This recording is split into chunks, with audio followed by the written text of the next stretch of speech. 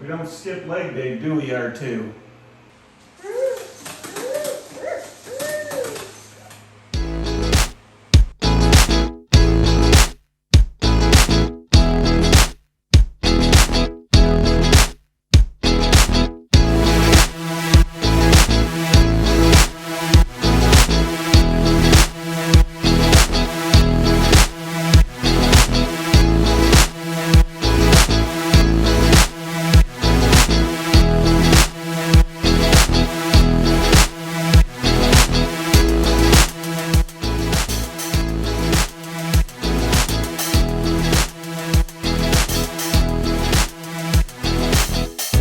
So all I had to do is copy the template to my aluminum.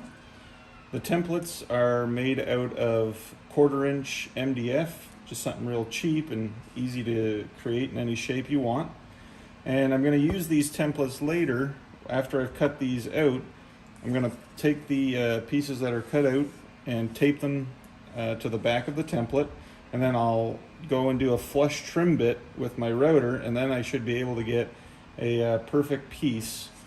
So both of these pieces, or all of these pieces here, will use the same template.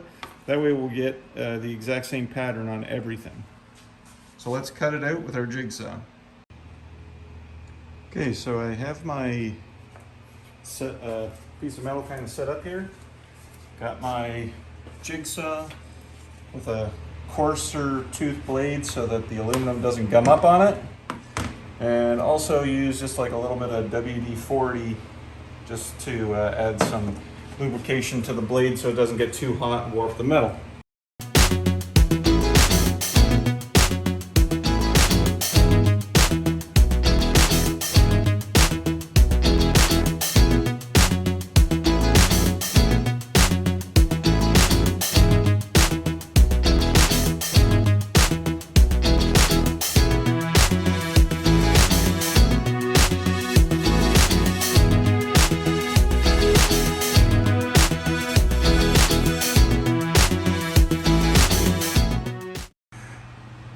So I finally finished cutting out all of the pieces.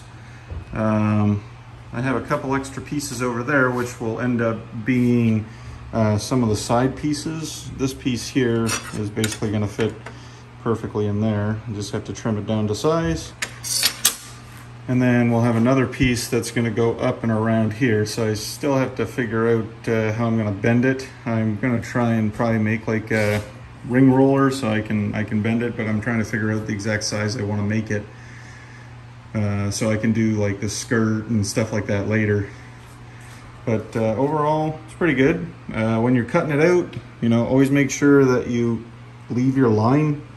You don't want to cut inside your line, because when you go into the flush trim bits with your router, you won't have anything to flush up, and you may have some imperfections. So it's better to have just a little bit extra. So now we're going to set it up on the router and we'll trim it up. Okay, so I applied the tape onto the back, so this piece is stuck. And I just wanted to show you that you can kind of see the outer edge of the piece that we cut out. And we want that so that when we do the flush trim bit there, it's going to give us something to actually cut against. You know, if we didn't have this, then we might have those imperfections that I was talking about. Okay, so before we start this, I just want to tell you that routers are extremely dangerous, and they're not, you know, never taken lightly. These things are spinning real fast. Blades that'll take skin off the bone in a heartbeat. So be very careful if you are using a router. It's just a regular carbide bit. This is a pattern bit. It's got the ball bearing on the top, and that ball bearing is going to ride right against the MDF template that we have. So let's get it started.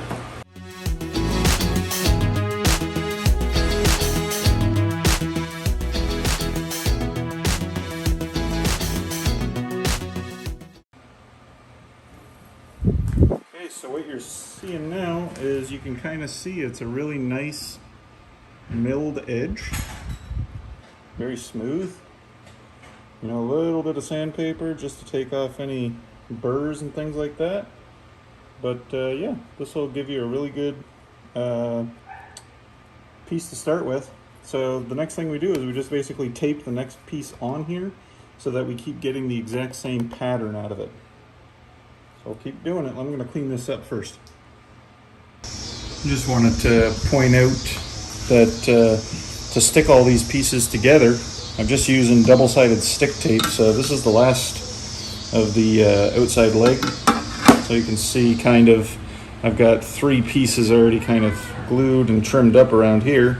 So this will be the last piece that I glue on, and these will be the inside legs. So I'm not going to drill out the 3-inch hole that I have on here, or the 3.5. I'm going to drill out a 4-inch hole to match my hub, and that way I can line them up real easy. So yeah, let's get this stuck on and we'll go from there.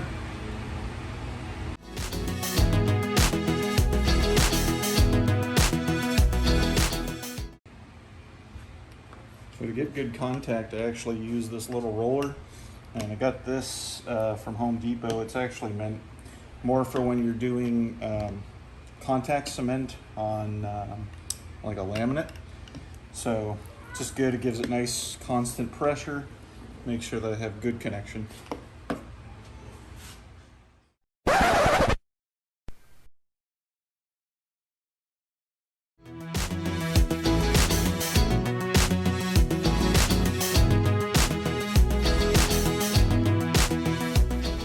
So I went to the steel supply today and I bought some of the materials that I'm going to need. So now we got to cut it up and start building.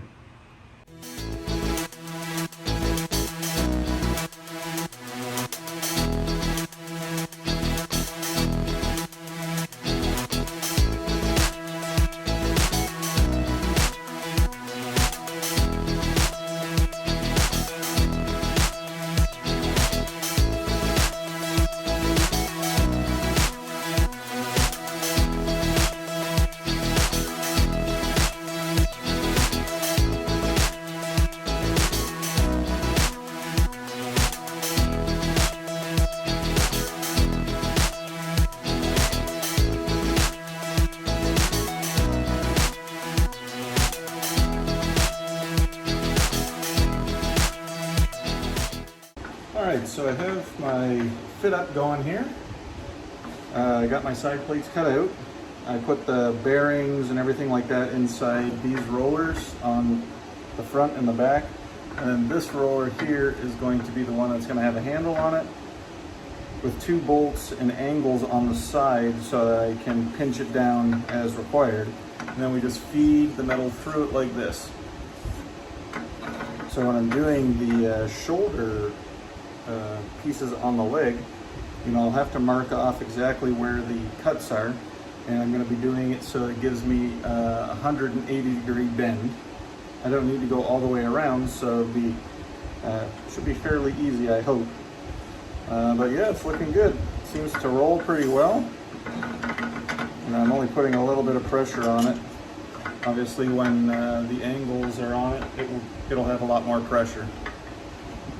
So yeah, so far so good. I'll have to start getting the angles cut up so that I can create those. I'm gonna have to make a handle still, but other than that, it's looking pretty good.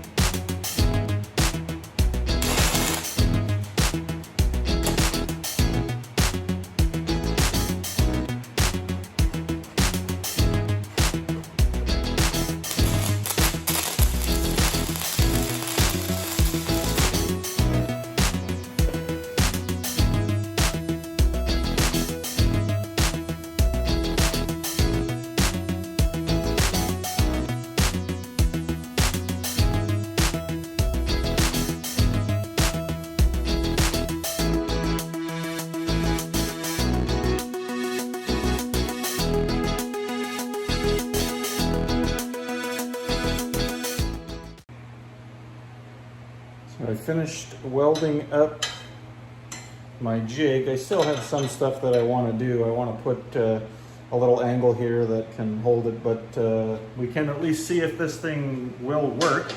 I'm also going to have a handle over here which will spin it, but let's see.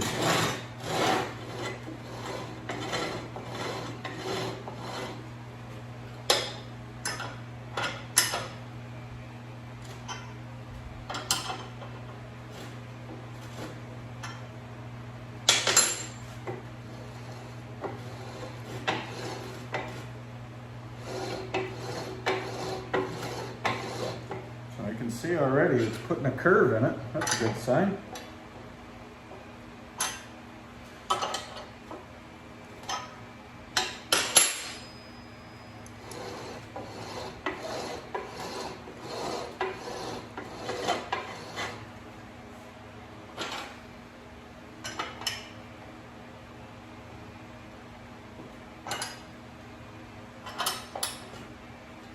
Still a little hot. I just finished welding it. Oh yeah, there we go. It's curving.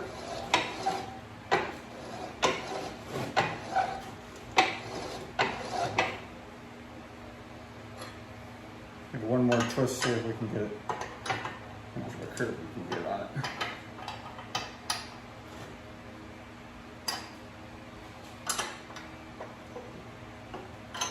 I don't even know if this is.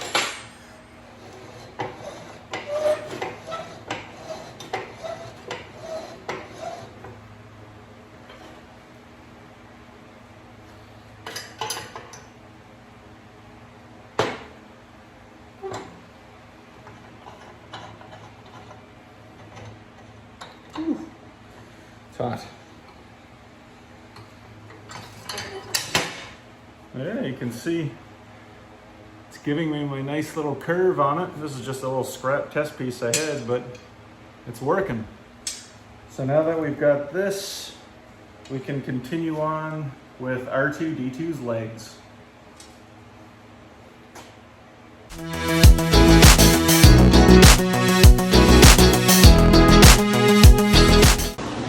Quick, R2, I need a spot. Quick, quick. Whoa. Okay, I'm done.